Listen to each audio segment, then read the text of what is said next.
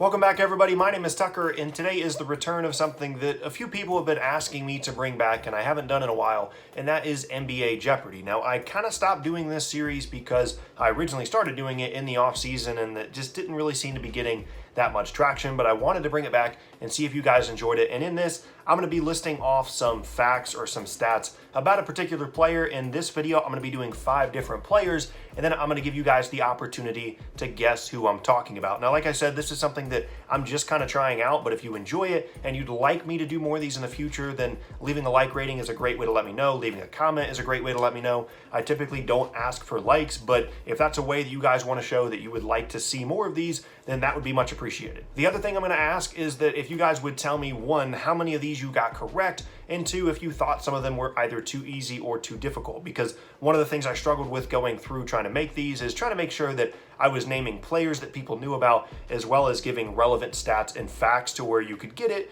but also not making it so easy that it was just obvious to everyone. So I'm gonna have to work on that the more that we go through this, but the more feedback that you guys give, the better. One other thing before we get started, if you guys want to either mention me on Twitter or DM me on Instagram your own clues, and you want to have a chance to have one of yours in a future episode if I continue to do these, I would like to do that just like we do with the NBA Trade Machine episodes. I'd rather you not leave it as a comment just because I don't want other people to see it and know the answer. But if you can send it to me on Twitter or you can send it to me on Instagram, if I like it, if it makes sense, if they're all right, then I'd be happy to put a few of those community suggestions in each of these videos. All right, starting off, as I read through these, I'm gonna show you what I'm saying on screen below me here. And then at the end, I'm gonna show all the things that I said at once for a couple of seconds. If you feel the need to pause and read it again, that's completely fine. And then I'll tell you who it is. Starting off is a front court player in the Eastern Conference that has a higher three-point shooting percentage than both JJ Reddick and Kevin Durant so far this season. And as of this recording,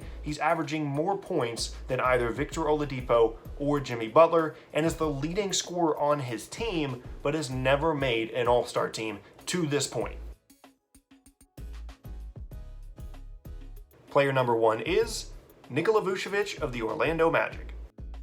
I feel like I've talked about Nikola Vucevic in a video, whether it be Trade Machines or this video, like 3 out of the 4 videos that I've made recently, but he's been a pretty big storyline for the Magic for the first little bit of the season. He's played certainly higher than my own expectations, and he might earn himself an All-Star nod this season, although with some of the other more talented front court players in the Eastern Conference, it might be a little bit difficult. But like I said, he's the leading scorer on his team, averaging over 20 a game, and his three-point shooting percentage, although only on 3 attempts per game, which is relatively low compared to what some of the more prominent three-point shooters in the league are shooting now, he's shooting over 38% on those 3 attempts a game, and that obviously that percentage, like I said, is better than both JJ Reddick and Kevin Durant, and that points per game average is better than both Victor Oladipo and Jimmy Butler. So the first answer is the Orlando Magic's Nikola Vucevic. Next up now, staying in the Eastern Conference with a front court player. This player has a career high in points per game so far this season,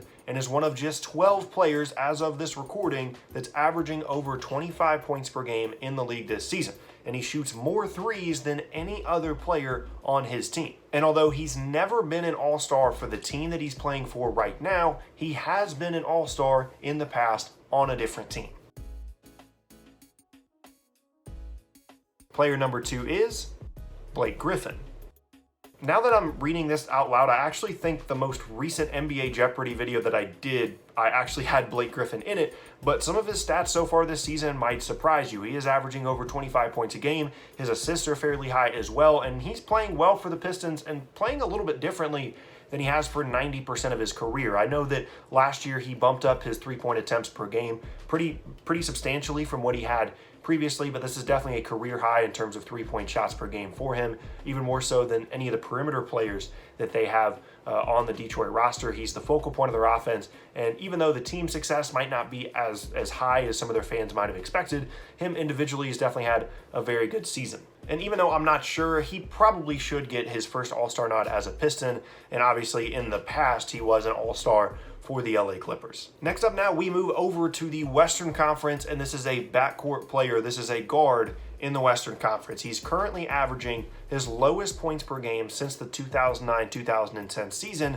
but is still the second leading scorer on his team. He's averaging a career high and leading the league in steals so far this season, but is also shooting a career low from the free throw line, lower than notable previous free throw breakers Clint Capella and DeAndre Jordan from the line. Player number 3 is Russell Westbrook.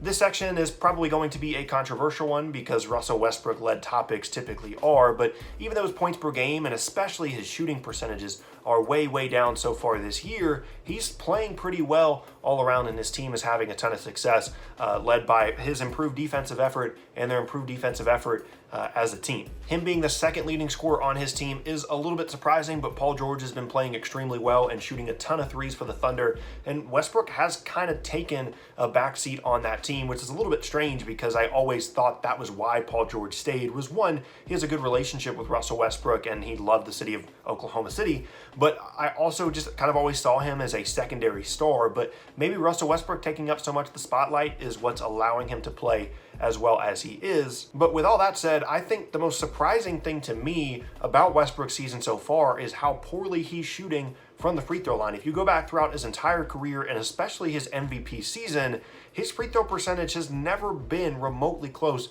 to as bad as it is so far this season. Now, he did turn 30 years old. He did have some injury struggles both in the beginning of the season as well as periodically throughout his career, and maybe that's starting to take a toll on him, but it shouldn't affect his free throw percentage this much. It's got to be something mental or something wrong with his shot form. He's never been an outstanding shooter from the three-point line or anything, but from the free throw line, he certainly never had struggles this bad where he's lower than guys like Clint Capella and DeAndre Jordan. I cheated a little bit because he's actually shooting very well from the free throw line this year, but it's still notable that he's shooting worse from the line than both of those guys. Moving on now to our second to last player. This is once again a backcourt player in the Western Conference, and if his numbers for this season hold up, this will be his fourth consecutive season averaging 25 points and 5 assists per game. But in the 3 seasons prior to this one, so not including this season in which he had those averages, he was only named an All-Star once, which was last year in 2018. And he's the only player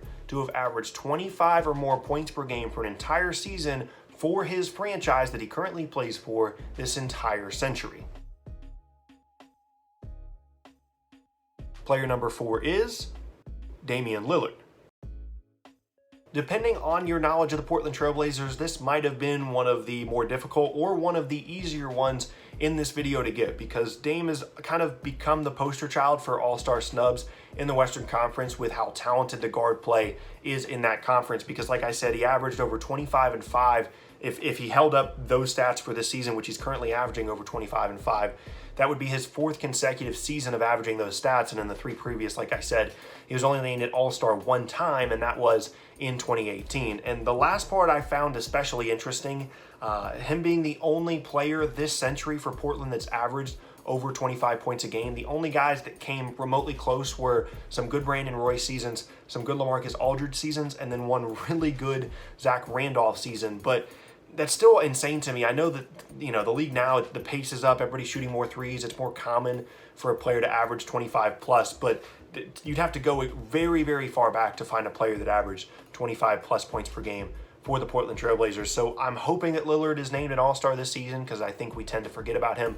But with as stacked as the Western Conference is in the backcourt, it wouldn't be surprising for him to be left out for the 3rd time in the last 4 years, despite averaging 25 and 5 in all 4 of those years. Last up now is the one that, just when I'm looking at it, I think could be the easiest one on this list. I don't know, you guys can let me know, but this one felt a little bit easy to me. This is a backcourt player once again in the Western Conference who's shooting a career low from 3-point range this season in terms of percentage, and has never actually shot before this season. He's never shot below 40% from 3 ever up until this year, but he has a career high in overall field goal attempts, rebounds, and steals per game so far this year, and hasn't missed an All-Star team since 2014. Player number 5 is Klay Thompson.